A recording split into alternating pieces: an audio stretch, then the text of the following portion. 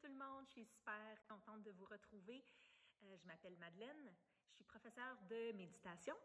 Je suis l'auteure de ce livre, à 10 minutes du bonheur, et du cours en ligne du même nom, ainsi que cofondatrice de l'entreprise de vêtements éco-responsables Rose Bouddha. Je te propose cette série de capsules qui s'intitule « Et si ?» parce que j'ai envie de partager avec toi comment la vie pourrait être extraordinaire si certaines petites choses changeaient dans ton quotidien.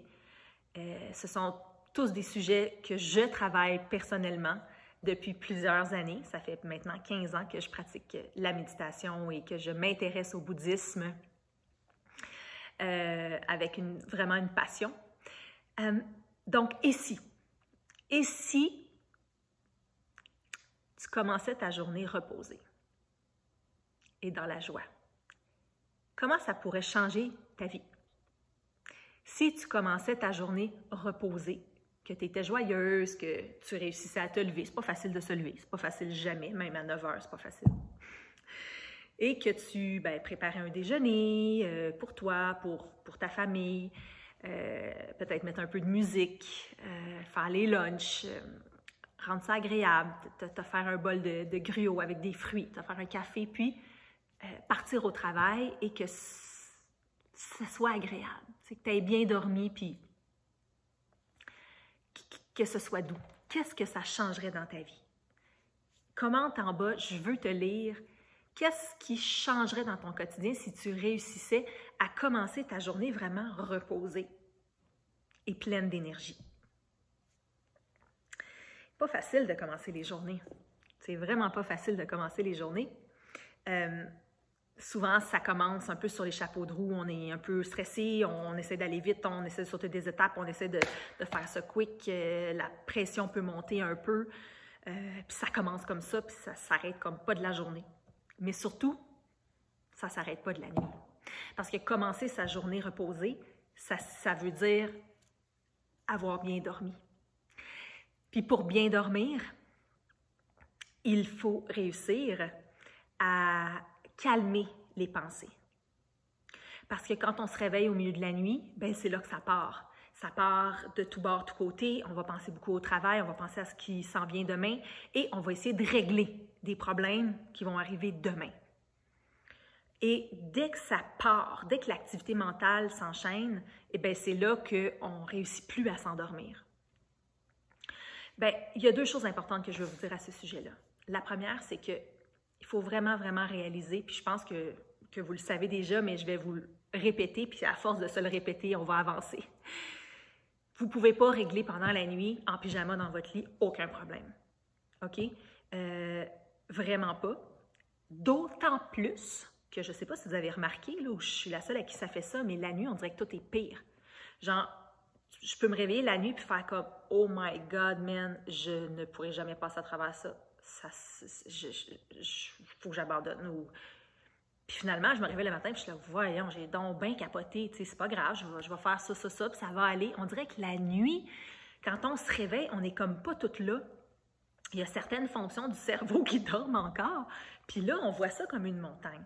Fait que c'est clair que quand tu es dans ton lit la nuit, tu peux pas régler aucun problème du lendemain, tu seras pas très productif, là.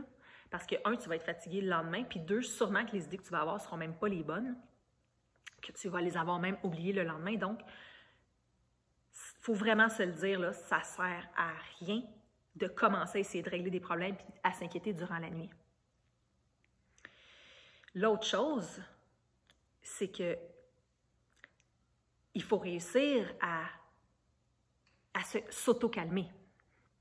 Hein? Parce que quand le cœur s'emballe un peu, puis là, tout le système cardio-respiratoire qui embarque, puis l'anxiété, la nervosité monte, ça prend tout de suite un antidote.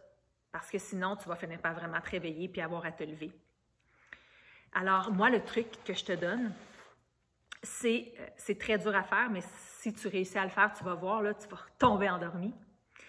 Le truc que je te donne, c'est de porter ton attention sur l'air qui entre dans tes narines et l'air qui en ressort. Tu vas remarquer que quand tu inspires, ça peut être par la bouche aussi, c'est frais, l'air est frais, OK? Donc, vraiment, là, tu portes toute ton attention sur le contour des narines et sur le contour de ta bouche. L'air qui entre est frais et l'air qui ressort est réchauffé. Puis, dès que ton cerveau s'en va sur une autre pensée, que tu retournes dans le travail ou quoi que ce soit, tu reviens. Tu te ramènes. Dès que tu t'attrapes, ça peut prendre 3 minutes avant que tu te rattrapes, ça peut prendre 30 secondes, ça peut prendre 10 minutes. Enfin, oh my gosh, je t'ai rendu loin. Mais dès que tu te rattrapes, tu te ramènes et tu vas diminuer ton activité cérébrale, mentale, cardio-respiratoire et tu vas retrouver le sommeil. Essaie-le, ça fonctionne. Donc, c'est comme ça que tu peux réussir à avoir une meilleure nuit et donc un matin plus reposé.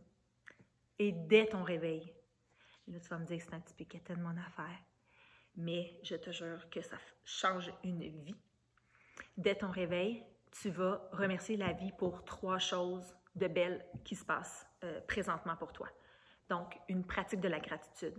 Parce que, direct en te réveillant, tu vas guider ton cerveau sur la pensée positive, puis essayer de voir la situation sous le meilleur angle, ou voir que la situation est là, des solutions, ou tout ce qu'il y a de beau dans ta vie, au lieu de faire comme ça part un matin. C'est sûr que si tu pars comme ça, ta journée, c'est dur à rattraper. Donc, tu peux remercier la vie pour les belles personnes qui sont autour de toi, d'avoir un travail merveilleux, d'avoir un travail pas merveilleux, mais qui te permet de vivre dans ta maison, ton lit fantastique, chaud, douillet, les repas que tu vas manger dans la journée, d'être en santé, etc., etc., etc. Donc, juste de guérir sur, OK, ça va bien quand même. Tu sais, j'ai ça qui va bien.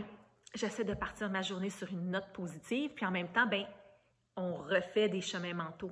Parce que la façon dont on pense, et ça a été prouvé par de nombreuses études là, faites avec, entre autres, des électrodes sur la tête, la façon, les chemins mentaux sont extrêmement rapides. Là, on parle de millièmes, de fractions de secondes pour aller dans une sorte de pensée ou une sorte de réflexion. Si tu as tendance à être négatif, si tu as tendance à être jaloux, si tu as tendance à être anxieux, ça se fait très, très rapidement. Donc, on refait des chemins, on voit les choses de façon positive, on entraîne notre cerveau à regarder ce qui va bien et non ce qui va mal.